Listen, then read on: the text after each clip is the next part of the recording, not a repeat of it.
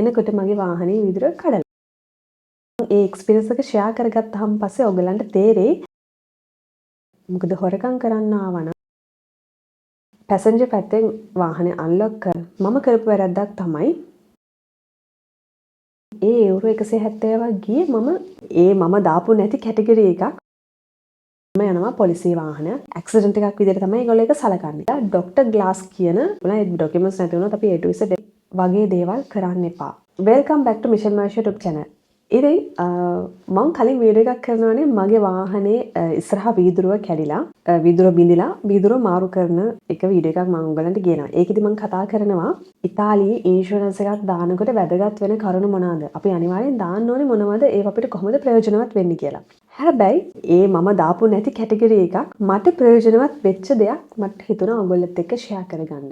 මේ වීඩියෝ එක වැදගත් වෙන්නේ ඉතාලියේ වාහනය ඩ්‍රයිව් කරන කෙනෙක්ට ඩ්‍රයිව් කරන්න හිතාගෙන ඉන්න කෙනෙක්ට.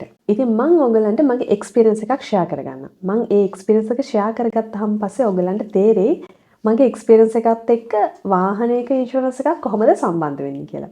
ඉතින් මගේ කතාව පටන් ගන්න මේ විදිහට.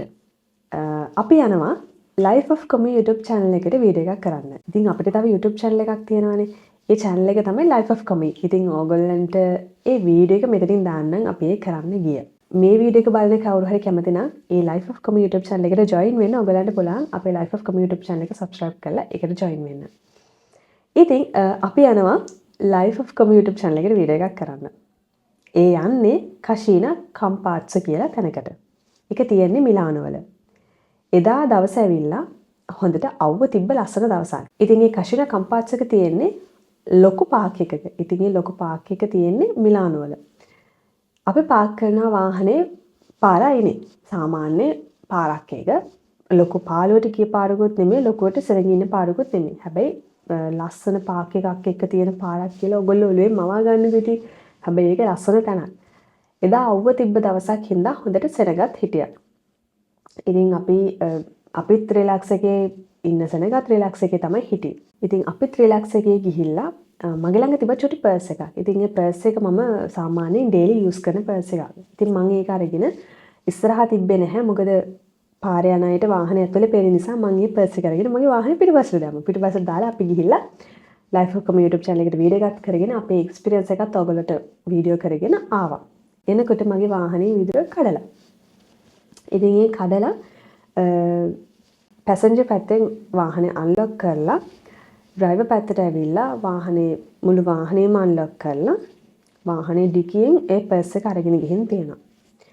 ඉතින් එතනදී මම කරපු වැරද්දක් තමයි වාහනේ එතනට ගිහිල්ලා ඒ පර්ස් එක අරගෙන ඒක හැමෝටම පේන පිටිපස්සට දාපු එක. හැබැයි මම හිතුවේ නැහැ මන් දිහා තව කවුරු හරි බලාගෙන ඉන්නවා කියලා.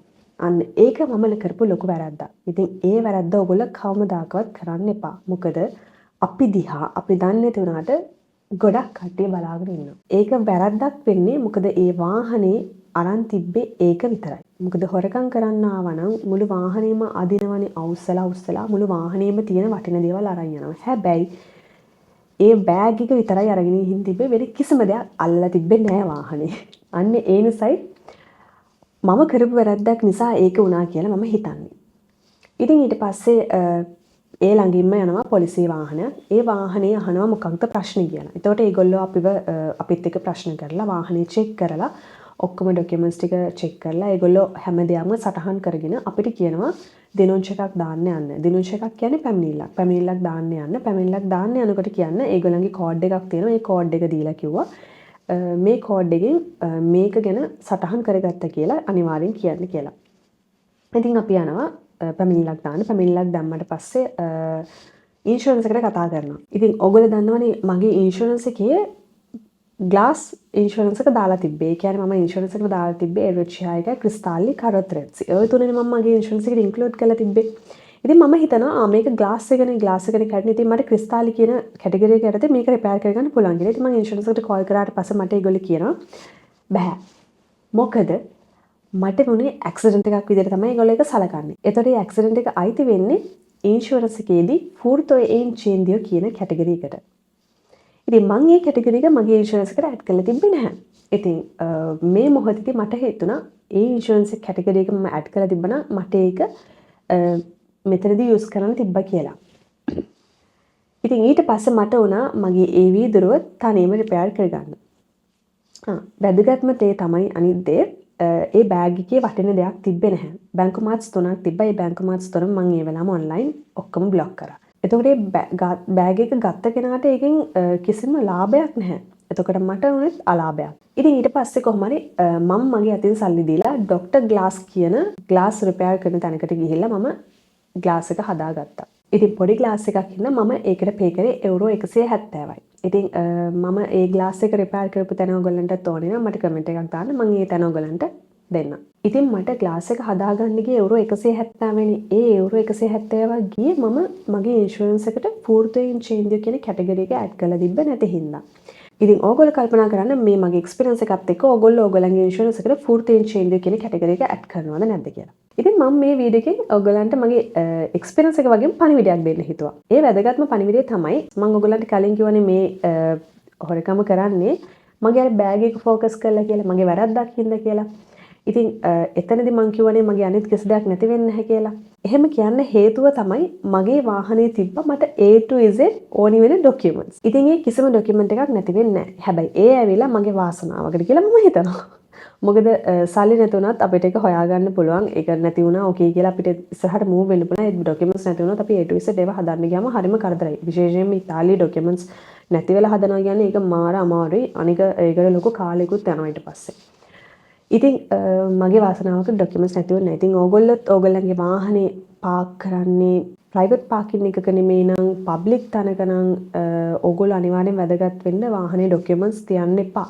ඉතින් මමත් ඒකේ ලොකු පණිවිඩයක් ඉගෙන ගත්තා වාහනේ නම් ડોකියුමන්ට්ස් තියන්නේ නැහැ කියලා. මොකද අපි වාහනේ සාමාන්‍යයෙන් ප්‍රයිවට් පාකින් එකක පාක් කරත් අපි කොහෙට හරි ගියොත් අපිට අනිවාර්යෙන් පබ්ලික් පාකින් එකක පාක් කරන්නම වෙනවා. ඉතින් මේ හැම තැනකම සිටුේෂන් එක අපි දන්නේ නැහැ. එතකොට අපිට මේ වගේ බෑඩ් එක්ස්පීරියන්ස් වලට මුහුණ දෙන්න වෙනවමයි.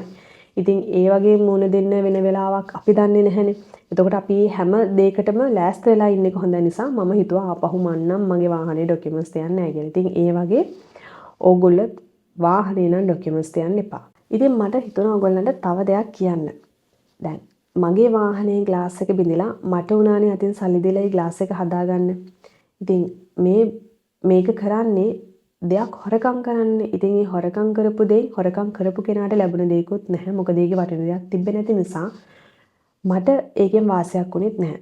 ඉතින් මේ වගේ දේවල් කරන්න එපා. මේ වගේ කරන්න හිතාගෙන ඉන්න කෙනෙක් හරි මේ වීඩියෝ එක බලනවා අනේ මේ වගේ දේවල් කරන්න එපා. මේ වගේ දේවල් හරිම අමාරුයි. අපි හැමෝටම අමාරු තැන් තියෙනවා. ඒතර ඒ අමාරු තැනක ඉන්න කෙනෙක්ට මේ වගේ දෙයක් වුණොත් එයාට චුට්ටක් ඊළඟට මූව් වෙන්න අමාරුයි. එතකොට මේ වගේ දේවල් කරනකොට පොඩ්ඩක් හිතන්න දෙපාරක් හිතන්න මේ වගේ දේවල් නම් කරන්න එපා. ඒත් මම දන්නවා මේ වීඩියෝ එක බලන කෙනෙක් නම් ඒ වගේ දෙයක් කරන එකක් නැහැ අනිවාර්යෙන්. ඉතින් මම මගේ බෑඩ් එක්ස්පීරියන්ස් එකක් තමයි ඔයගොල්ලොත් එක්ක අද ෂෙයා කරගත්තේ. මම හිතනවා මේ වීඩියෝ එක ඔයගලන්ට වැදගත් වුණා කියලා.